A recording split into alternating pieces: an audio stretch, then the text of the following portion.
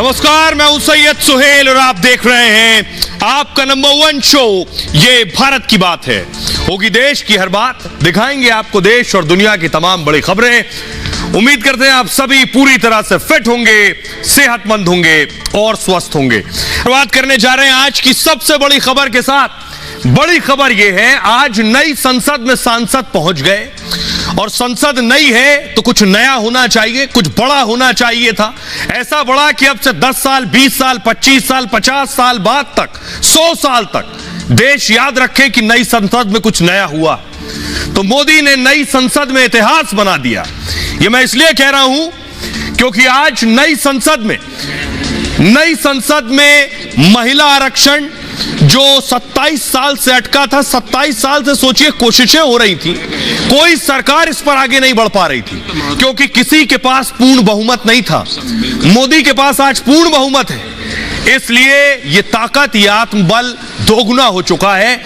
अगली तस्वीर दिखाइए और महिला आरक्षण बिल रखने के बाद देखिए ये तस्वीरें, पटना की तस्वीरें आप देख रहे हैं। फुल स्क्रीन लीजिए जरा, महिलाओं में जश्न देखिए जरा।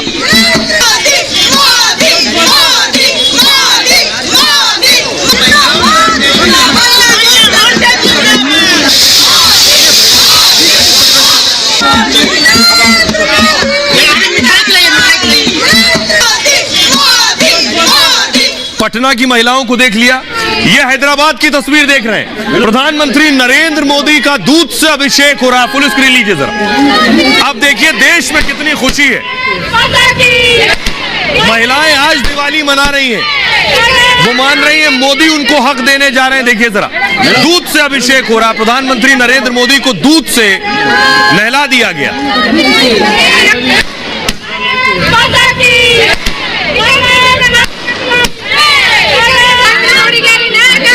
अब यह तस्वीर मैं आपको दिखा रहा हूं लखनऊ की।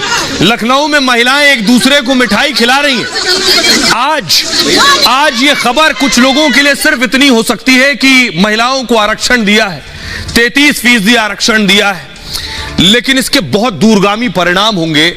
ये बात मोदी भी जानते हैं और जो लोग समझ रहे हैं वो भी समझ रहे हैं कि ये आने वाले वक्त में देश की महिलाओं को पुरुषों के बराबर खड़ा करेंगे और दुनिया के जितने तरक्कीशुदा मुल्क हैं और विकसित देश हैं, वो वही देश हैं जिसमें पुरुष और महिला बराबरी पर खड़े हैं। ये रिपोर्ट देखिए।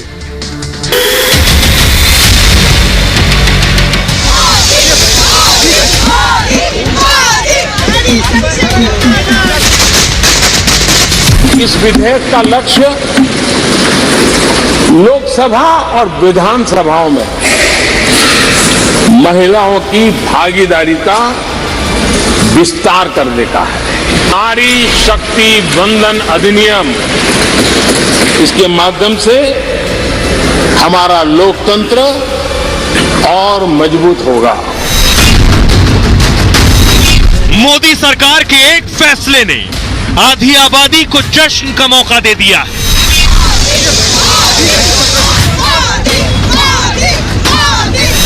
संसद से सड़क तक हर जगह इस फैसले की चर्चा है। कोई इसे नारी शक्ति का सही सम्मान कह रहा है तो कोई कह रहा है ये मोदी की इच्छा शक्ति का प्रमाण है। आई थिंक हमारे जो प्रधानमंत्री जी हैं वो हमारे पूरे देश के लिए एक प्रेरणा का स्रोत है कि महिलाओं के प्रति क्या सोच होनी चाहिए, क्या विचारधारा होनी चाहिए। कुछ भी आप नया काम करें, गृह प्रवेश करें या गाड़ी भी लेते हैं तो हम लक्ष्मी से शुरुआत होती है। तो इसमें दिखा रहे कि हमारे भारत कितना प्रोग्रेस करेगा अगर हम लक्ष्मी पे ज्यादा ध्यान दे रहे हैं। मोदी जी को थैंक यू कहना चाहूंगी महिलाओं को इतना सपोर्ट करने के लिए। संसद में महिला आरक्षण कितना बड़ा कदम है, भले ही इसका अंदाजा आज न हो रहा हो, लेकिन आने वाले 20-25 साल में सबको एहसास हो जाएगा कि यह कितना बड़ा फैसला था। और विमेन लेड डेवलपमेंट की संवैधानिक नींव आज प्रधानमंत्री मोदी ने डाली है और बहुत ही दूरदर्शी बिल प्रस्तुत किया है। ये भारत की आधी आबादी को आवाज देगा, पंख देगा और अपना स्थान प्राप्त करने के लिए उन्हें अग्रसर करेगा। ये प्रधानमंत्री ऐसे ही हो जो सब आदमी के बात को ध्यान रखे और देश को बढ़ाने में सबकी कामयाबी का उपलब्धि ले। मोदी का आज लिया गया फैसला भविष्य में महिलाओं का मुस्तकबिल तय करेगा। ये बताएगा कि मोदी सिर्फ महिला पुरुष समानता की बात नहीं करते, क्रांतिकारी कदम भी उठाते हैं। Women's reservation bill अपना है। देखिए 2024 में भी नहीं लागू हो पाएगा ये बिल, और ये जो 5 राज्यों के में जो अभी चुनाव होने जा रहे हैं उसमें भी लागू नहीं हो पाएगा। तो इस सरकार की मंशा साफ नहीं है। 24 से पहले महिला आरक्षण का कदम उठाकर सरकार ने एक मास्टर स्ट्रोक भी चला है, जिसका विपक्ष के पास कोई तोड़ नहीं। माताओं, बहनों, बेटियों को आश्वस्त करता हूं कि हम इस बिल को कानून बनाने के लिए संकल्पबद्ध है। मतलब लोकसभा और राज्यसभा में महिला आरक्षण का रास्ता साफ नजर आता है।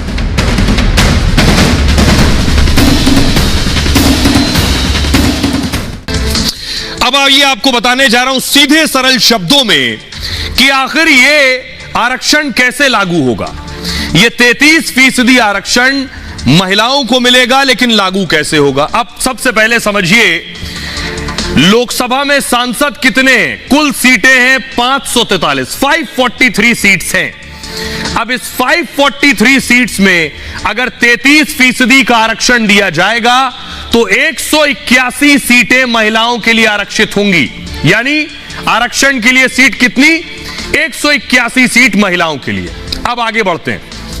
अभी जो स्थिति है, क्योंकि अभी भी देश की संसद में SC ST यानी अनुसूचित जाति और जनजाति को आरक्षण प्राप्त है, वो कितना है? 543 में से 84 सीटें अभी SC के लिए, जिसमें पुरुष भी हो सकते हैं और महिलाएं भी हो सकती हैं। ST यानी अनुसूचित जनजाति में 47 सीटें पुरुष और महिला दोनों के लिए। अब जो 33% आरक्षण है वो क्या किया गया, इसमें देखिए ये जो 84 सीट अनुसूचित जाति की है उसकी 33% करेंगे आप तो 28 महिला सीटें आरक्षित हो गई SC के लिए। उस 47 जो ST के लिए आरक्षित है उस 47 से 33% करेंगे तो ST की महिलाओं के लिए 15 सीटें हो गई हैं। यानी अब तक अनुसूचित जाति और जनजाति में जो आरक्षण था उस आरक्षण में 33% महिलाओं के लिए SC ST में रिजर्व हो गया है, जो ऊपर आप देख रहे हैं। आगे बढ़ते हैं। अब SC और ST का आरक्षण आप जोड़ देंगे, यानी 28 और 15 जोड़ देंगे तो हो जाता है 43। यानी कुल 181 सीटों में से 43 सीटें SC ST के लिए आरक्षित हो गई हैं, SC ST महिलाओं के लिए। अब 181 में से 43 निकाल दीजिए, यानी कुल आरक्षित कितनी है महिलाओं के लिए? 181। 181 में से SC ST की 43 निकाल देंगे तो बची 138। तो सामान्य वर्ग की जो महिलाएं हैं उनका आरक्षण कितना हो गया? 138 सीट। यानी जनरल कैटेगरी की महिलाएं, OBC महिलाएं, वो 138 सीटें उनके लिए हो गई। इस जनरल कैटेगरी में आम दूसरी महिलाएं भी आ सकती हैं बेशक, जो SC ST की भी हो, वो भी इस कैटेगरी में आ सकती हैं। लेकिन SC ST के लिए अभी ऊपर आप देख रहे हैं SC के लिए 28, ST के लिए 15 और 138 जो सामान्य वर्ग है, यानी कुल 181 हो जाता है। अब आपको सुनवाने जा रहा हूं, सुनिए जरा देश की महिला सांसद क्या कह रही हैं। जया बच्चन को सुनिए, मायावती क्या कह रही हैं, अपर्णा यादव क्या कह रही हैं, साध्वी प्रज्ञा क्या कह रही हैं, सुनिए। हमारी पार्टी का स्टैंड ये है कि रिजर्वेशन के अंदर रिजर्वेशन होने चाहिए। आरक्षण 33% देने की बजाय 50% आरक्षण दिया जाता है तो इसका भी हमारी पार्टी पूरे तय दिल से स्वागत करेगी। इसमें मैंने जिस संशोधन की मांग उस समय भी आपको जिसे 96 में जिससे कि ये बिल पेंडिंग हो गया था, मुझे पूर्ण विश्वास है कि प्रधानमंत्री उस संशोधन के साथ ही बिल को पारित करेंगे। वो किसी भी जो है समाज से बिलोंग करती हो, वो किसी भी धर्म विशेष की हो, मगर अगर वो महिला है तो उसको आरक्षण मिलेगा। ये कांग्रेस का बिल था और आज लोकसभा में इन्होंने टेबल किया है। हम इसका स्वागत करते हैं क्योंकि कांग्रेस पहले से ही चाह रही थी कि महिलाओं को सदन में रिजर्वेशन मिले। माननीय प्रधानमंत्री जी मोदी जी के नेतृत्व में ये जो बिल आया है, ये बिल हम सबके लिए बहुत हितकारी है। देर आए दुरुस्त आए, अच्छी बात है और मुझे यकीन है कि ये जो फैसला होगा और बिल पास होगा तो ये औरतों को अहम फैसले करने में जो है उनका एक रोल बनेगा और अच्छा है, पूरे मुल्क की जो है तरक्की में ये बहुत अहम कदम होगा कि ना सिर्फ लोकसभा में और विधानसभा में आरक्षण हो बल्कि सारी सरकारी नौकरियों में भी महिलाओं के लिए आरक्षण हो। देखिए, आम आदमी पार्टी कह रही है सिर्फ लोकसभा में नहीं, सारी जो नौकरियां हैं उसमें भी आरक्षण हो। बहरहाल, अब मैं आपको बताता हूं यह दरअसल लागू कैसे होगा, कब लागू होगा। यह आप देख रहे हैं, लगभग संसद की स्थिति ऐसी हो जाएगी, यह तस्वीर आपको नजर आएगी, महिलाओं का वर्चस्व भी नजर आएगा, महिलाएं भी नजर आएंगी। जब महिलाएं नजर आएंगी तो महिलाओं के बारे में फिक्र करेंगी, देश में योजनाएं महिलाओं के लिए होंगी, कानून उनके लिए होगा, ताकत उनकी और बढ़ेगी। तो नई संसद में सबसे पहले महिला आरक्षण बिल आया है। महिला आरक्षण बिल लोकसभा में पेश किया गया। कानून मंत्री अर्जुन राम मेघवाल ने संसद में इसे पेश किया। महिला बिल को नारी शक्ति वंदन विधेयक नाम दिया गया है। नारी शक्ति वंदन मतलब महिला शक्ति को नमन, महिला शक्ति पूजनीय है, यह समझ लीजिए। 128वें संविधान संशोधन के तहत यह आरक्षण मिलेगा, यानी संविधान में संशोधन होगा और यह 128वां होगा।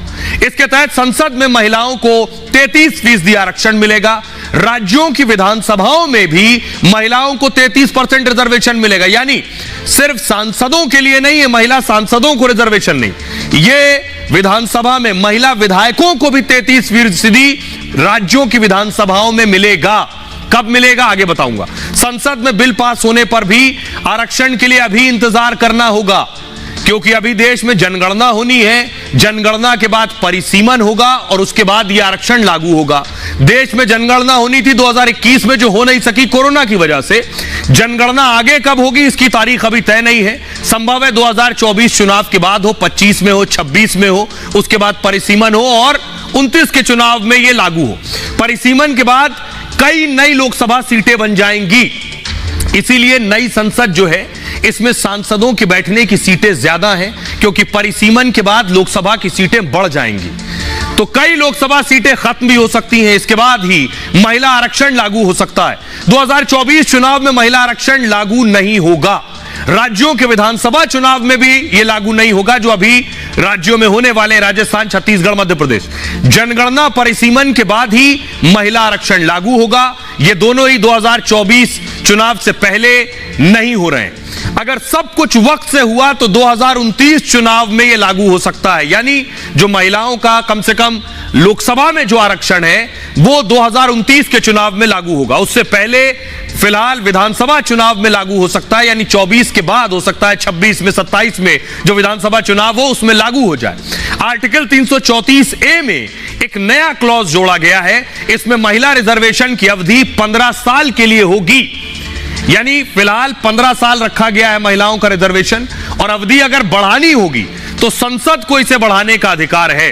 रोटेशन के आधार पर महिला आरक्षण दिया जाएगा, यानी 5 साल एक सीट अगर आरक्षण में है तो दूसरी सीट हो सकता है 5 साल बाद कोई और हो। भविष्य में रिजर्व सीटें बदलती रहेंगी। नारी शक्ति वंदन अधिनियम पर कल अब लोकसभा में बहस होगी। इसके लिए 7 घंटे का समय निर्धारित किया गया है। सुबह 11 बजे से शाम 6 बजे तक लोकसभा में बहस होगी। बहस के बाद कल ही लोकसभा में वोटिंग होगी। इसके बाद महिला आरक्षण बिल राज्यसभा में होगा परसों पेश, और कोशिश होगी कि परसों ये राज्यसभा से भी पास हो जाए। सुनिए जरा क्या कुछ कह रहे हैं अब इस पर असदुद्दीन ओवैसी और केंद्रीय मंत्री वीके सिंह। आप महिलाओं को के लिए बना रहे हैं, तो क्या ओबीसी महिला नहीं जीत कर आए यहाँ पर? अच्छा, एक बात आप क्यों भूल जाते हैं कि बीजेपी के पास एक भी मुसलमान एमपी नहीं है। 50% का डेफिसिट है मुसलमानों के, लेकिन माने 8,992 में सिर्फ 520 जीते। अगर आबादी से देखा जाए तो 1,070 जीतना चाहिए था। तो जब इस समुदाय का कोई रिप्रेजेंटेशन नहीं है और बीजेपी के पास तो एक भी मुस्लिम एमपी नहीं है और ये ओबीसी का बड़ा दावा भरते हैं, तो क्यों नहीं ओबीसी महिलाओं को रिजर्वेशन दे रहे आप? कि जब तक हम महिलाओं का सशक्तिकरण नहीं करेंगे, जब तक उनकी पूरी भागीदारी नहीं होगी, देश आगे नहीं चलेगा। तो यही बात अगर आप देखें बाबा साहब अम्बेडकर ने भी कही थी। महिला आरक्षण बिल की महिलाओं को अधिकार मिलेगा, महिलाओं का सशक्तिकरण होगा, महिलाएं आगे होंगी, उनकी भागीदारी होगी देश के उत्थान में। उससे बड़ी और क्या चीज हो सकती है? देखिए, विपक्ष एक तो क्या है, ना तो तैयारी करके आते हैं ना वो सोच के आते हैं। अब आइए आपको बताने जा रहे हैं, आपका राज्य जो भी है, आपके राज्य में कितनी महिलाओं की सीट रिजर्व होने वाली है, यह लॉक हो चुका है। अब देखिए, देश का नक्शा है, ध्यान से देखिए, अगर आप उत्तर प्रदेश में रहते हैं तो 80 में से 26 सीटें महिलाओं के लिए होंगी। बिहार में रहते हैं तो 40 में 13 सीटें महिलाओं की। महाराष्ट्र में रहते हैं तो 48 में 15 सीटें महिलाओं की रिजर्व हो जाएंगी। अगर आप मध्य प्रदेश के रहने वाले हो तो 29 में 9 सीटें रिजर्व होंगी एमपी में। पश्चिम बंगाल में 42 में 13 सीटें, तमिलनाडु में 39 में 12 सीटें रिजर्व हो जाएंगी। राजस्थान के रहने वाले हैं आप तो 25 में 8 सीटें राजस्थान में महिलाओं के लिए रिजर्व होंगी। गुजरात में 26 में 28 सीटें, कर्नाटक में 28 में 9 सीटें रिजर्व होंगी। ओडिशा में रहते हैं तो 21 में से 6 सीटें महिलाओं के लिए रिजर्व होंगी। आंध्र प्रदेश में 25 में से 8 सीटें आरक्षित और केरला में 20 में से 6 सीटें रिजर्व होने वाली हैं। पंजाब में 13 में से 4 सीटें आरक्षित हैं। झारखंड में 14 में 4 सीटें महिलाओं के लिए और तेलंगाना में 17 में से 5 आरक्षित होंगी। हरियाणा में 10 में से 3 रिजर्व सीट होंगी। दिल्ली में 7 में से 2 और छत्तीसगढ़ में 11 में से 3 रिजर्व होंगी। और ये जो रिजर्व सीटें, आरक्षित सीटें हैं, ये हर कुछ वक्त में रोटेट होती रहेंगी। कहने का मतलब है, अगर वाराणसी 5 साल के लिए महिलाओं के लिए आरक्षित होती है तो 5 साल बाद उसकी जगह कोई और सीट, कानपुर या इटावा या फर्रुखाबाद कोई और सीट रिजर्व हो सकती है। ये हर राज्य का अलग अलग होगा। आइए अब आपको बताने जा रहा हूं, जो विरोध कर रहे हैं वो किस भाषा में कर रहे हैं और क्या कहना चाह रहे हैं। बहुत से लोग तो श्रेय में लगे हैं। समाजवादी पार्टी में अखिलेश यादव ने कहा, महिला आरक्षण लैंगिक न्याय और सामाजिक न्याय का संतुलन होना चाहिए। जो सामाजिक न्याय की बात कर रहे हैं उसमें जरा पेच है, समझिएगा। इसमें पिछड़े हो यानी ओबीसी की बात कर रहे हैं, दलित हो, अल्पसंख्यक हो, वो कह रहे हैं आदिवासी, पीडीए यानी पिछड़ा, दलित और अल्पसंख्यक की महिलाओं का आरक्षण निश्चित प्रतिशत रूप में स्पष्ट होना चाहिए। जयराम रमेश ने कहा, चुनावी जुमलों के मौसम में यह सभी जुमलों में सबसे बड़ा है। करोड़ों भारतीय महिलाओं की उम्मीदों के साथ बहुत बड़ा धोखा है। क्या 2024 चुनाव से पहले होगी जनगणना और परिसीमन? रक्षा मंत्री राजनाथ सिंह ने कहा, आज जहां नए संसद भवन का श्री गणेश हुआ है, वहीं आज भी लोकसभा में प्रधानमंत्री मोदी जी ने नारी शक्ति वंदन अधिनियम लाने की घोषणा करके एक नए अध्याय को लिखने की शुरुआत कर दी है। अब जरा सुनिए क्या कुछ कह रहे हैं इस मसले पर सियासतदान, खासतौर पर सुनिए हेमंत बिस्वा शर्मा क्या कह रहे हैं, देवेंद्र फडणवीस क्या कह रहे हैं। इस बिल को टेबल किया गया है और हमारी अपेक्षा है कि सारी पार्टियां इसको समर्थन देगी। मेरा विश्वास है इसी सेशन में यह बिल पास होगा और हमारी संसद में और हमारी विधानसभाओं में महिलाओं का प्रतिनिधित्व ये हमको बढ़ा हुआ मिलेगा। हिंदुस्तान की बेटी संसद विधानसभा में बैठकर देश के नियम कानून बनाएगी, इसे कहते हैं सोच। और मुझे गर्व है कि 33% रिजर्वेशन होने का प्रस्ताव आज आया सदन में। ये देश के एक बहुत बदलाव का ऐतिहासिक क्षण है। महिलाओं को बधाई देता हूं। लंबे समय से हम लोग इसकी उम्मीद लगा कर रखे हुए थे कि महिलाओं का अधिकार कब इस संसद में पारित होगा। लंबा समय लगा, पर यह विश्वास भी हमारे आज के प्रधानमंत्री पर ही था। वुमेन रिजर्वेशन बिल जो है वो हम सबों की, समाज की और देश की मांग है, पुकार है, वो होना चाहिए। और ये बहुत दिनों से मांग है। एक बार तो चर्चा हो गई थी और लोकसभा में हम लोग पारित नहीं करा पाए थे। बहुत सारे कारण हैं, आप सबों को पता है। अभी महिला आरक्षण बिल की चर्चा कल से चालू होगी और ये आरक्षण, महिला आरक्षण का बिल पास होगा। उसमें शेड्यूल कास्ट, शेड्यूल ट्राइब के लिए भी आरक्षण होगा और मुझे लगता है कि सभी जाति धर्म के लोगों को, महिलाओं को न्याय देने का बहुत बड़ा एक क्रांतिकारक बिल है। जो लोग आज विरोध कर रहे हैं, 2010 में ये राज्यसभा में जिस वक्त बिल आया, राज्यसभा में पास हो गया, 2010 में लोकसभा में मामला अटक गया। लोकसभा में ये देख रहे हैं हंगामा हुआ उस दौरान, हंगामे की तस्वीर आप देख रहे हैं। 2010 में लोकसभा में जो विरोध करने वाले नेता थे उनका तर्क क्या था, विरोध करने वाली पार्टी जान लीजिए कौन है। 2010 में कौन क्या कह रहा था? लालू प्रसाद यादव कह रहे थे 90% लोग इस बिल के खिलाफ हैं, हम इसे किसी कीमत पर पास नहीं होने देंगे। यह बिल राजनीतिक डकैती है, हम इसे हरगिज बर्दाश्त नहीं करेंगे। लालू यादव तब यह कह रहे थे। मुलायम सिंह यादव अब इस दुनिया में नहीं है, 2010 में वो उनका टेक था। मुलायम ने लालू की बात का समर्थन किया। हम सारी लक्ष्मण रेखाएं पार कर देंगे और इस बिल को हर हाल में रोकेंगे। शरद यादव भी अब नहीं है इस दुनिया में। उन्होंने उस वक्त कहा 2010 में जेडीयू के तत्कालीन राष्ट्रीय अध्यक्ष ने आपत्तिजनक टिप्पणी की थी, ऐसी टिप्पणी जो हम आपको बता और सुना भी नहीं सकते। महिलाओं को लेकर शरद यादव ने अपमानजनक बयान दिया था तब, जिसको लेकर शरद यादव को माफी मांगनी पड़ी थी बाद में। यह मनमोहन सरकार के दौरान इनका रुख था। अब आइए आपको दिखाते हैं कि आखिर सुनिए क्या कुछ कह रहे हैं आज समाजवादी पार्टी के नेता रामगोपाल, मुलायम सिंह यादव के भाई, और सुशील मोदी क्या कह रहे हैं। देखिए, ऐसा है, महिला आरक्षण बिल पर हम लोगों की हमेशा ये मांग रही थी कि जो पिछड़े वर्ग की महिलाएं हैं वो जो ज़्यादा पढ़ी लिखी और कास्ट की महिलाएं हैं उनका सही तरीके से मुकाबला नहीं कर सकती, इसलिए उनके लिए कोटे के अंदर कोटा एक आरक्षण होना चाहिए। हमारी बात ये नहीं मानेंगे, इसके बाद भी करेंगे समर्थन, लेकिन हम अपना ये मुद्दा नहीं छोड़ेंगे। हम जनता में भी जाएंगे और ये उम्मीद करेंगे किसी न किसी दिन इस संसद में, आज नहीं तो कल, ऐसे संसद सदस्यों की संख्या ज्यादा होगी जो पिछड़े वर्ग की महिलाओं के आरक्षण का भी समर्थन करेंगे।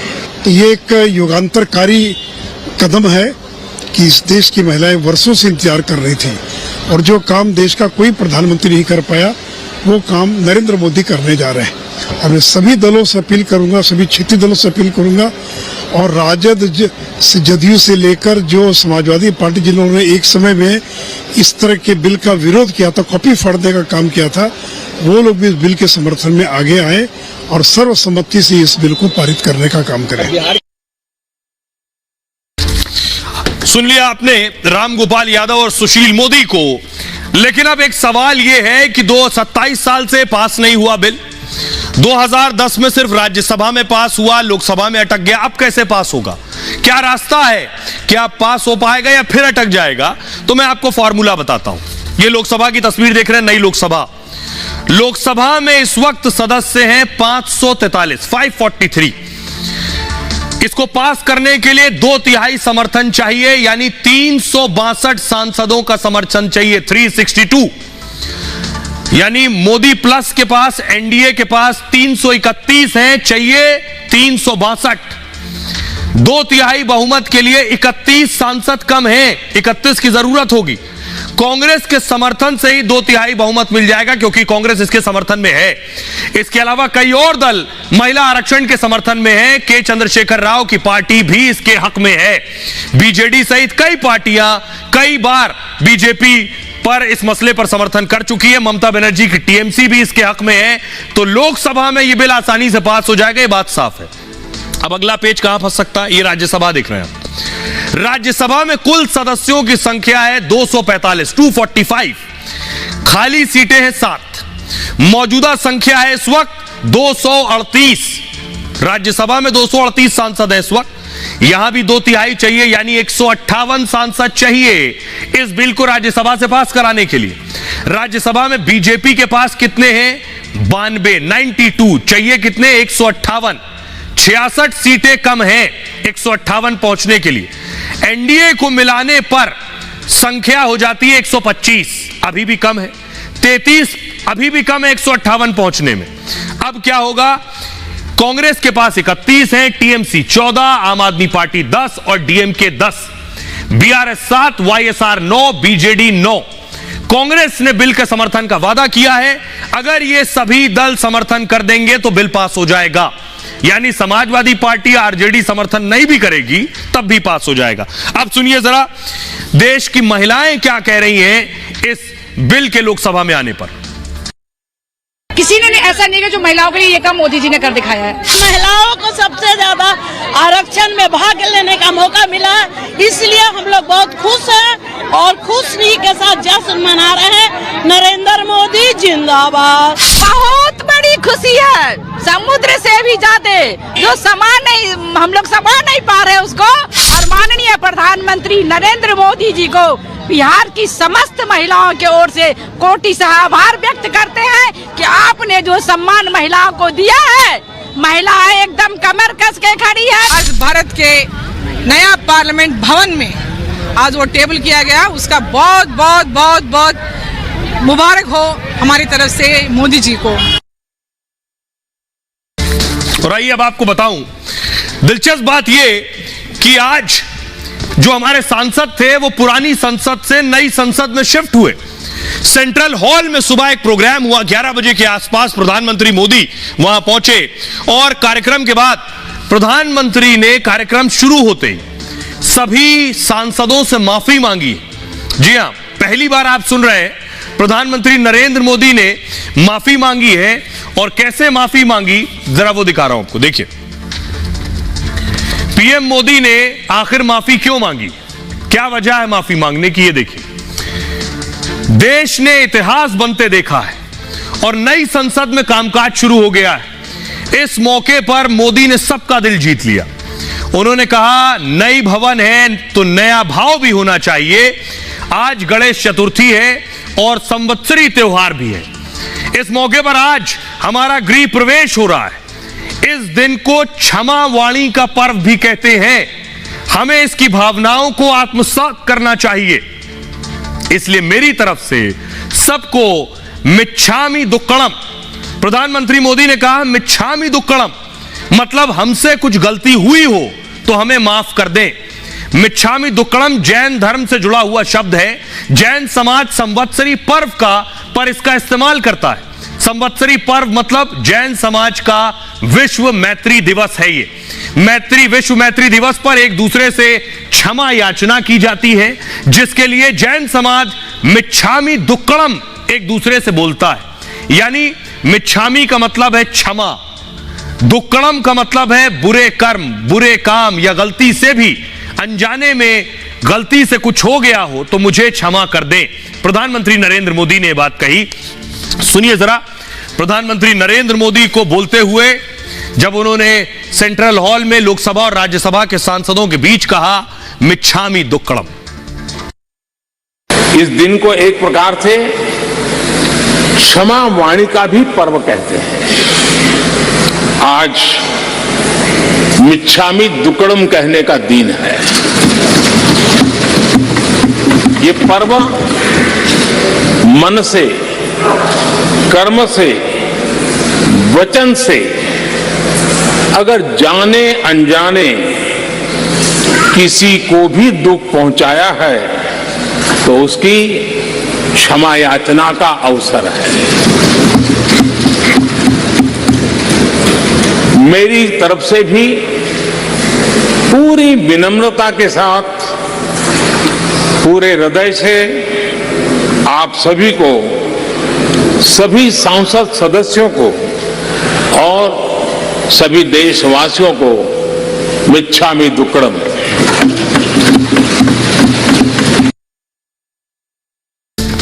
लेकिन सेंट्रल हॉल में जाने से पहले पीएम मोदी को आपने सुना, वो सेंट्रल हॉल में बोल रहे थे। सेंट्रल हॉल में जाने से पहले आज फोटो सेशन भी हुआ, ये देख रहे हैं तस्वीर। सारे सांसद एक साथ खड़े थे। 9:30 बजे का वक्त था जिस वक्त सबको बुलाया गया फोटो सेशन के लिए। पीएम मोदी, राजनाथ सिंह साहब देख रहे हैं, उपराष्ट्रपति ओम बिरला सभी बैठे हुए थे। तब एक तस्वीर खींची गई याद के तौर पर कि हम पुरानी संसद से नई संसद में अब शिफ्ट हो रहे हैं। अगली तस्वीर दिखाइए। ये आप देख रहे हैं प्रधानमंत्री नरेंद्र मोदी की वो तस्वीर जब पीएम मोदी पुरानी संसद से नई संसद के अंदर दाखिल हो रहे हैं। ये वो तस्वीर आप देख रहे हैं। पीयूष गोयल को भी आप देख रहे हैं। लेकिन अब ये प्रधानमंत्री नरेंद्र मोदी का स्वागत हुआ। अगली तस्वीर देखिए, पुरानी संसद का क्या होगा। प्रधानमंत्री नरेंद्र मोदी ने बताया आज, ये जो आप देख रहे हैं, ये पीएम मोदी सभी सांसदों से, शरद पवार से मिल रहे हैं, आप देख रहे हैं। और ये तस्वीर जो आप देख रहे हैं, सभी को नमस्कार करते हुए प्रधानमंत्री आगे बढ़े। अगली तस्वीर दिखाइए जरा। और अब आपको बताता हूं कि संसद, जो पुरानी संसद है, इसका क्या होगा। इस पुरानी संसद को दरअसल प्रधानमंत्री ने संविधान सदन में बदल दिया है। पुरानी संसद का कल आखिरी दिन था। आज से नई संसद में कामकाज शुरू हो गया है, लेकिन पुरानी संसद की यादें हमेशा ताजा रहेंगी। इसलिए पीएम नरेंद्र मोदी ने एक नई पहल की है। उन्होंने इसका नाम अब संविधान सदन रखा है। संविधान सदन का मतलब है जहां संविधान बना। ये आप देख रहे हैं, ये उस दौर की तस्वीर है जब संविधान का निर्माण हो रहा था। संविधान सभा के लोग बैठे, अगर आप देख पाए आगे की कतार में सरदार पटेल बैठे हुए। संविधान सदन जहां से संविधान लागू हुआ, संविधान के लिए संविधान सभा बनी थी और इसमें देश के संविधान का निर्माण हुआ, जिसकी पहली बैठक 9 दिसंबर 1946 को हुई। 2 साल 11 महीने 17 दिन में संविधान बनकर तैयार हुआ और 26 जनवरी 1950 को संविधान लागू हुआ। भारत का संविधान सबसे बड़ा लिखित संविधान है। संविधान 22 इंच लंबी, 16 इंच चौड़ा है और जिस पर चमड़े की काली जिल्द चढ़ी हुई है। इस काली जिल्द पर सोने की कारीगिरी है। इसे ना तो टाइप किया गया है और ना ही प्रिंट किया गया है। भारत के संविधान को हाथों से लिखा गया है। इसे प्रेम बिहारी नारायण रायजादा ने लिखा था। इसे लिखने में एक भी गलती नहीं की गई है। उन्होंने इसे इटैलिक स्टाइल में लिखा था और जिसके लिए कोई मेहनताना तक नहीं लिया उन्होंने, लेकिन इसके लिए उन्होंने एक शर्त रखी थी। शर्त यह थी, संविधान के हर पन्ने पर उनका नाम हो, आखिरी पन्ने पर उनके दादाजी का भी नाम है। इसकी मूल कॉपी को संजो कर रखा गया है।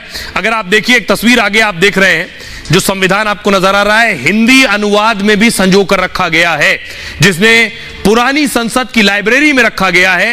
इस संसद में इसे कांच के बक्से में रखा गया है। कांच के बक्से कैलिफोर्निया से मंगाए गए हैं। इसमें हीलियम भरा है ताकि पन्ने खराब ना हो। हीलियम को एंटीबैक्टीरियल माना जाता है। सुनिए, प्रधानमंत्री नरेंद्र मोदी ने आज कहा कि हमें इस पुरानी संसद की गरिमा बनाए रखनी है। सुनिए जरा। और मेरी प्रार्थना है, मेरा सुझाव है कि अब हम जब नए सदन में जा रहे हैं, तब इसकी गरिमा कभी भी कम नहीं होनी चाहिए।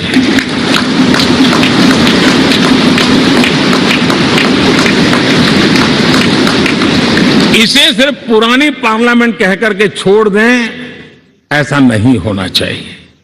और इसलिए मेरी प्रार्थना है कि भविष्य में अगर आप सहमति दे दोनों महानुभाव, तो इसको संविधान सदन के रूप में जाना जाए।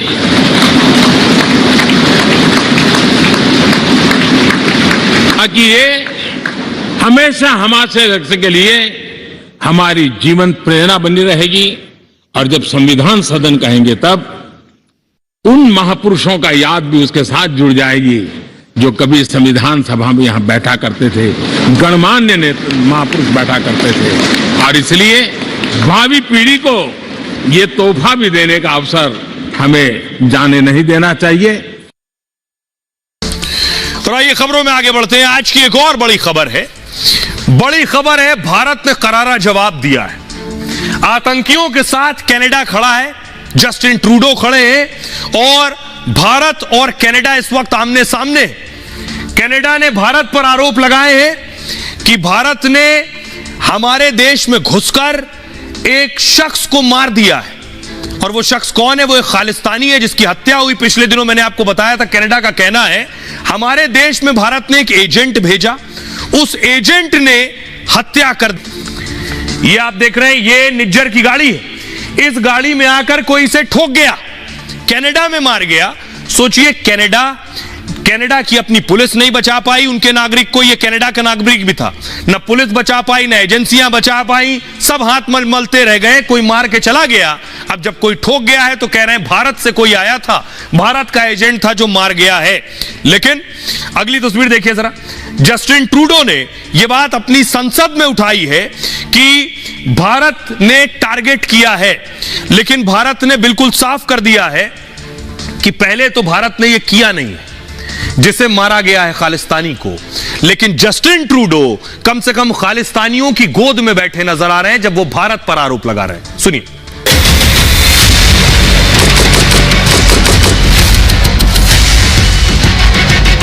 एक आतंकी की हत्या के बाद कनाडा और भारत आमने सामने आ गए। आतंकी हरदीप सिंह निज्जर को कनाडा में ही गोलियों से भून डाला गया था। कनाडा अब निज्जर की हत्या का आरोप भारतीय एजेंट पर लगा रहा है। फिल्मी कहानी गढ़ने की कोशिश कर रहा है कि भारत समर्थित एजेंट ने कनाडा में घुसकर निज्जर को मौत की नींद सुला दिया। दोनों देशों के बीच तनाव बढ़ गया है। कनाडा ने भारत के एक टॉप डिप्लोमेट को देश से बाहर जाने को बोल दिया है। कनाडा की वार पर भारत ने भी जोरदार पलटवार किया। भारत ने भी कनाडा के राजनयिक को 5 दिन के अंदर हिंदुस्तान छोड़ने का आदेश जारी कर दिया है। अब आपको बताता हूं, जो भारत पर आरोप लगा रहे हैं जस्टिन ट्रूडो, यह निज्जर ढेर कैसे किया गया। निज्जर को कनाडा में ही ढेर किया गया। ये देख रहे हैं, ये है निज्जर, खालिस्तानी आतंकी है। 2020 में हरदीप सिंह निज्जर को आतंकी घोषित कर दिया गया था। हमारे यहां ये आतंकी है, वहां कनाडा में ये नागरिक है। पहले तो यही गलत है कि कनाडा हमारे आतंकी को पाल पोस रहा अपने यहां। भारतीय एजेंसी NIA ने इसे आतंकी घोषित किया। हरदीप सिंह निज्जर पर सोचिए 10 लाख का इनाम है भारत। आतंकी निज्जर गुरपतवंत सिंह पन्नू का नाम आपने सुना होगा, सिख फॉर जस्टिस वाला पन्नू, उसका करीबी है। अब इनके साथ हुआ क्या, 18 जून को निज्जर निकल रहे थे कहीं से और इनकी हत्या कर दी गई। गाड़ी में सवार थे। ब्रिटिश कोलंबिया गुरुद्वारे के पास गोलियों से भून दिया गया। वक्त हो रहा था रात के 8:30। 2 बाइक सवार आए और ठाए ठाए करके निकल गए। हमले के दौरान निज्जर अपनी कार में सवार था। निज्जर गुरु नानक सिख गुरुद्वारे से बाहर जा रहा था। निज्जर इस गुरुद्वारे का प्रधान भी था, जहां इसकी हत्या की गई उसी गुरुद्वारे का प्रमुख था ये। हमलावरों ने कार के अंदर ही इसे गोलियों से भून दिया। निज्जर को कार से निकलने तक का वक्त नहीं मिला। गोली लगने से कार में ही आतंकी निज्जर की मौत हो गई। अब सोचिए, कनाडा में कनाडा पुलिस कुछ नहीं कर पाई, उनकी सिक्योरिटी एजेंसीज कुछ नहीं कर पाई, कोई आकर ठोक गया तो भारत ने मार दिया। सुनिए जरा क्या कुछ कह रहे हैं एक पत्रकार जो भारत के हक की बात कर रहे हैं। ताहिर असलम है, कनाडा के जर्नलिस्ट हैं, उन्हें सुनिए। प्राइम मिनिस्टर ट्रूडो अभी 2 रोज पहले ही भारत से वापस लौटे हैं और भारत से वापस लौटते हुए उनके हवाले से बहुत कंट्रोवर्शियल खबरें न सिर्फ भारतीय मीडिया में बल्कि कैनेडियन मीडिया में भी चल रही थी। तो ये एक बहुत ही इंपॉर्टेंट क्वेश्चन है कि आफ्टर ऑल ये जो रेवोल्यूशन है 3 माह बाद एकदम से भारत से लौटने के बाद ही क्यों हो रही है। मगर प्राइम मिनिस्टर ट्रूडो ने कैनेडियन पार्लियामेंट में खिताब करते हुए ये भी कहा कि उन्होंने प्राइम मिनिस्टर मोदी से भारत में इस मौजू पे बात भी की थी। बहरहाल इससे पहले इस तरह की खबर न भारतीय तरफ से न कैनेडियन तरफ से हमारे सामने आई। अब आपको बताऊं कि इससे पहले जस्टिन ट्रूडो, आपको याद होगा, G20 में भारत आए थे। ये तस्वीर देख रहे हैं, प्रधानमंत्री नरेंद्र मोदी से मिले थे जस्टिन ट्रूडो। द्विपक्षीय बातचीत भी हुई थी दोनों की। प्रधानमंत्री मोदी ने तभी खालिस्तान पर ट्रूडो को टाइट कर दिया था। अब ट्रूडो पहुंचे वापस कनाडा। विमान खराब हो गया था, 2 दिन यहीं रुके ट्रूडो। अगली तस्वीर दिखाई। अब ये कनाडा की संसद में खड़े होकर भारत के खिलाफ जहर उगल रहे हैं। ट्रूडो ने क्या कहा है, भारत पर क्या आरोप लगाए अपनी संसद में, और भारत ने क्या जवाब दिया है, 2 टूक जरा देखिए। ट्रूडो ने कहा अपनी संसद के अंदर, निज्जर की हत्या में भारत के कनेक्शन की हम जांच कर रहे हैं। यह हमारी संप्रभुता का उल्लंघन है। हमने भारतीय राजनयिक को देश से निकाल दिया है। यानी कनाडा ने क्या किया, जो हमारे राजनयिक कनाडा में है उनसे कहा आप जाइए, देश से निकाल दिया। G20 में भी भारत के सामने यह मुद्दा उठाया है, हम इस मामले की तह तक जाएंगे, यह कहा है ट्रूडो ने। अब देखिए, भारत ने इस पर जवाब दिया कि कनाडा के आरोपों में कोई दम नहीं है। खालिस्तानी आतंकियों को से ध्यान हटाने की कोशिश कर रहे हैं सिर्फ कनाडा। 5 दिन में कनाडा के राजनयिक देश छोड़ दें, भारत ने भी कह दिया है। उन्होंने हमारे राजनयिक को हटाया तो हमने भी कहा कनाडा के राजनयिक भी अपना बोरिया बिस्तर बांध ले यहां से और 5 दिन में भारत छोड़ दे। भारत ने कनाडा को खालिस्तानी आतंकियों की लिस्ट दी है। अब तक कनाडा की सरकार ने कोई कार्रवाई नहीं की है। अब आइए आपको दिखाऊं, जो भारत में कनाडा के उच्चायुक्त हैं, जिन्हें कहा गया है आप बैग पैक कर लीजिए। ये तस्वीर आप देख रहे हैं, ये है, इनका नाम है कैमरोन मैके। इनसे कहा गया है, अगर भारत के जो राजदूत वहां हैं कनाडा में, उन्हें कहा गया आप जाइए, तो इनसे भी कहा गया आप भी फ्लाइट पकड़ लीजिए। अब आइए आपको सुनवाता हूं, सुनिए क्या कुछ कह रहे हैं जस्टिन ट्रूडो, और उनको जवाब दे रहे हैं विदेश मंत्री S Jaishankar. Canada is a rule of law country. The protection of our citizens and defense of our sovereignty are fundamental. Our top priorities have therefore been, one, that our law enforcement and security agencies ensure the continued safety of all Canadians, and two, that all steps be taken to hold perpetrators of this murder to account. Any involvement of a foreign government in the killing of a Canadian citizen on Canadian soil is an unacceptable violation of our sovereignty. The phrase which came to my mind was actually a Hindi phrase, which was "Ulta chor kotwal ko dante." I mean, if anybody has a complaint, we have a complaint about Canada. You know, what I said earlier, the space that they're giving to Khalistanis and to violent extremists. So I was very perplexed by what I heard. आइए अब आपको बताता हूं ये निज्जर कौन है जिसकी तरफदारी जस्टिन ट्रूडो कर रहे हैं। उसका जरा पूरा प्रोफाइल देख लीजिए। पंजाब के जालंधर का रहने वाला था ये। क्राइम करके, अपराध करके 1996 में कनाडा भाग गया। भारत में अपराध किया, भाग गया कनाडा। शुरू में कनाडा में प्लम्बर का काम करता था, धीरे धीरे खालिस्तानी आंदोलन से जुड़ गया और कहा यह जाता है कनाडा गया, वहां कनाडा की महिला से शादी की, कनाडा की नागरिकता ले ली। केटीएफ का कनाडा चीफ था हरदीप निज्जर। केटीएफ का मतलब है खालिस्तान टाइगर फोर्स। केटीएफ का जो गठन है यह जगतार सिंह तारा ने किया था। जगतार सिंह बेअंत सिंह की हत्या में शामिल था। निज्जर कनाडा से संगठन चला रहा था, पंजाब में आतंकी साजिश अंजाम देता था। ये निज्जर खालिस्तानी आतंकियों को ट्रेनिंग देता था, खालिस्तानी साजिशों के लिए फंड जुटाता था। 2007 में लुधियाना के श्रृंगार सिनेमा में ब्लास्ट में इसका नाम आया।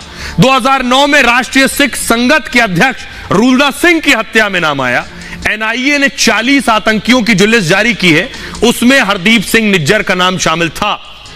अब सोचिए जरा, इतना पहुंचा हुआ आदमी इसके साथ आकर खड़े हो गए हैं एक राष्ट्र के पीएम। सुनिए क्या कुछ कह रहे हैं बिट्टा साहब और मेजर गौरव आर्या।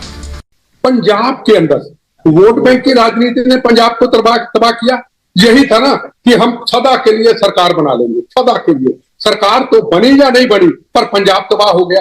यही स्थिति आज कनाडा के अंदर है कि खालिस्तानियों का समर्थक लेने के लिए उनके दबाव में बयान देते हैं कि हमारी सरकारें बनती रहें, चाहे दूसरे देश में कितना भी बड़ा नुकसान हो, चाहे कल के अंदर इनको भी खमियाजा भुगतना पड़े कनाडा कौम। एक आतंकी निज्जर मारा जाता है और कनाडा की पार्लियामेंट में बवाल हो जाता है। अब सोचने वाली बात यह है कि निज्जर इनके लिए इतना इंपॉर्टेंट क्यों है? तो खालिस्तान प्रेम कनाडा में रच बस गया है। जस्टिन ट्रूडो तो खालिस्तानी प्रेमी है ही, इसके पिताजी भी खालिस्तानी प्रेमी थे और आज की तारीख में जस्टिन ट्रूडो की सरकार ही टिकी है खालिस्तानियों के सपोर्ट पर। अगर खालिस्तानी अपना सपोर्ट हटा दें तो कल जस्टिन ट्रूडो कनाडा का प्रधानमंत्री नहीं रहेगा। फसाद की सारी जड़ यही है दोस्तों। आइए अब आपको बताता हूं कनाडा में कुछ नया नहीं है। कनाडा में भारत विरोधी ताकतों को बढ़ावा मिलता है। ये एक तस्वीर आप देख रहे हैं। कनाडा में खालिस्तान आए दिन सड़कों पर है, भारत के खिलाफ विरोध प्रदर्शन कर रहा है खालिस्तान। अगली तस्वीर दिखाइए जरा। ये एक और तस्वीर आप देख रहे हैं। खालिस्तान में लोग सड़कों पर उतरे हैं, भारत के खिलाफ आवाज उठा रहे हैं। ट्रूडो ने कान में तेल डाल रखा है। अगली तस्वीर दिखाइए। भारत में ही जनमत संग्रह हो रहा है। कनाडा में भारत के खिलाफ जनमत संग्रह हो रहा है भारत को तोड़ने के लिए। इन खालिस्तानियों की साजिश क्या है जरा वो देखिए। किस साजिश के तहत ये चाहते हैं भारत को तोड़ना, और ट्रूडो ने इन्हें अपनी गोद में बिठाया हुआ है। ये आप देख रहे हैं भारत का नक्शा। खालिस्तान एक देश विरोधी प्लान है।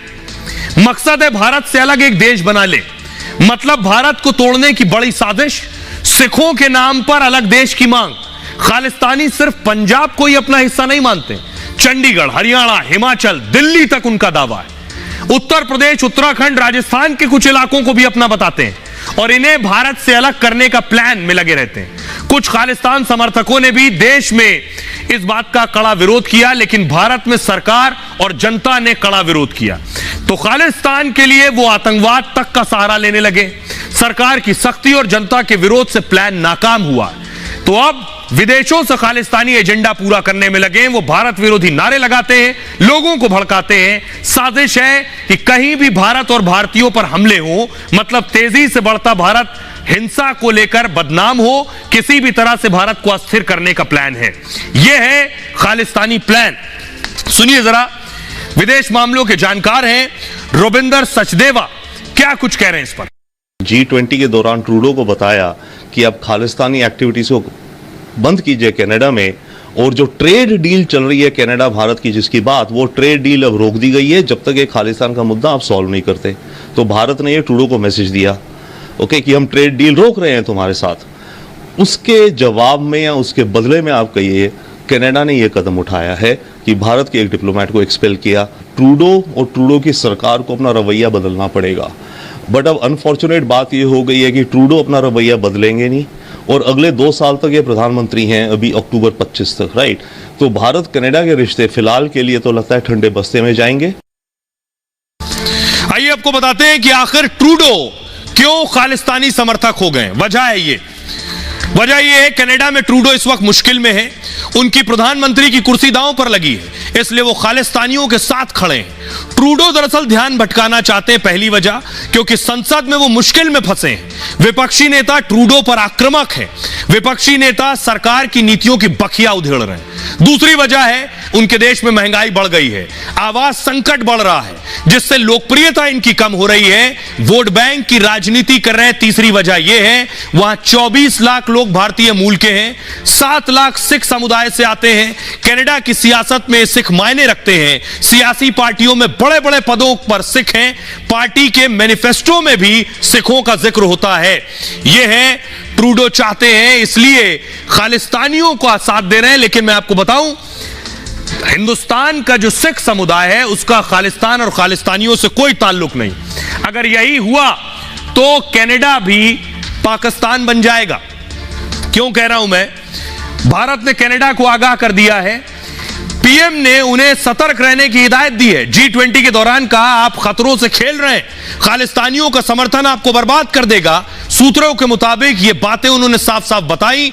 इसी दौरान जस्टिस ट्रूडो उन्हें चुपचाप सुनते रहे। मोदी ने कहा पाकिस्तान भी ऐसा ही करता था, वो लगातार भारत के खिलाफ आग उगलता था, मस्जिदों में भारत के खिलाफ जहर घोलता था, उसने जमकर भारत विरोधी भावनाएं भड़काई।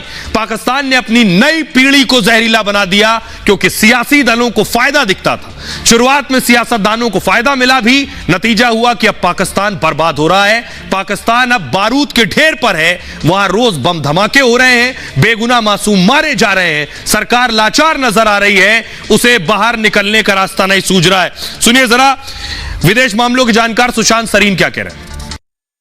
इनकी अपनी आंतरिक राजनीति है जिसमें इनकी सरकार टिकी हुई है। समर्थन जिनको इनको जरूरत है, वो एक खालिस्तानी व्यक्ति है, उसकी पार्टी के समर्थन की इनको जरूरत है। ये उसके ऊपर टिकी हुई है इनकी सरकार।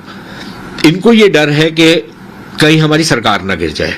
तो एक तो इनकी आंतरिक जो कलह है राजनीतिक वो है। दूसरा, ट्रूडो की खुद की गवर्नेंस इतनी खराब रही है कि आज कनाडा में इतने बुरे हालात हो गए हैं कि लोगों को खाने के लाले पड़ते जा रहे हैं, नौकरियां हैं नहीं, ग्रोथ रुक गई है, इन्फ्लेशन बहुत ज्यादा बढ़ चुकी है। अब इसने अटेंशन हटानी है वहां से और अपने आप को यह दिखाना है कि मैं अभी भी बड़ा तगड़ा लीडर हूं। खबरों में आगे बढ़ते हैं। आज की एक और बड़ी खबर है, 7 दिन में बदला पूरा। हमारे जिन जवानों की शहादत हुई, हमारे ऑफिसर्स जिसमें कर्नल, मेजर और डीएसपी रैंक के ऑफिसर्स थे जिनकी शहादत हुई, आज उसका बदला पूरा हुआ है। क्योंकि अनंतनाग के जिन जंगलों में ऑपरेशन चल रहा था, उन जंगलों की तस्वीर मैं आपको दिखाऊंगा। यहां ये ऑपरेशन चल रहा था, ऑपरेशन पूरा हुआ और जो आतंकी कश्मीरी जो लोकल शामिल था, ये उजैर खान को आप देख रहे हैं, इसके बारे में मैंने आपको कल भी बताया था, परसों भी बताया था। ये लीड कर रहा था आतंकियों के साथ, इसे आज ढेर कर दिया गया है।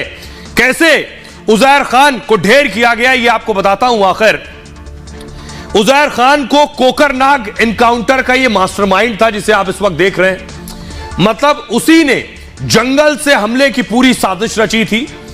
यही बाकी आतंकियों को भागने या हमले के निर्देश दे रहा था। उजैर खान कोकरनाग के ही नागम गांव का रहने वाला था, मतलब गुफा से लेकर जंगल तक चप्पे चप्पे की से जानकारी थी। इसी के दम पर सेना और पुलिस को 7 दिन तक आतंकी छका रहे थे। लेकिन उजैर का खात्मा करने के लिए सेना ने खास रणनीति बनाई। उजैर के जंगल में उलझाने के प्लान को सेना और पुलिस समझ गई, इसलिए वो जंगल में अंदर जाने की बजाय बाहर से घेराबंदी करने लग गए और सेना ने करीब 10,000 जवानों को कोकरनाग में उतार दिया। 10,000 जवान जंगल में। इन जवानों ने जंगल को चारों तरफ से घेर लिया था, मतलब उजैर और उनके साथियों के भागने का रास्ता बंद। उजैर सोच रहा था कि ऑपरेशन लंबा चलेगा तो सेना को नुकसान होगा, लेकिन सेना ने भी इंतजार किया और प्रहार का प्लान बनाया।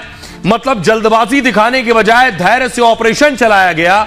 उजैर को लगा था कि सेना को जंगल में रसद की दिक्कत होगी, खाने पीने का सामान सेना के पास आएगा नहीं, वो सेना को फंसा लेगा जंगल में।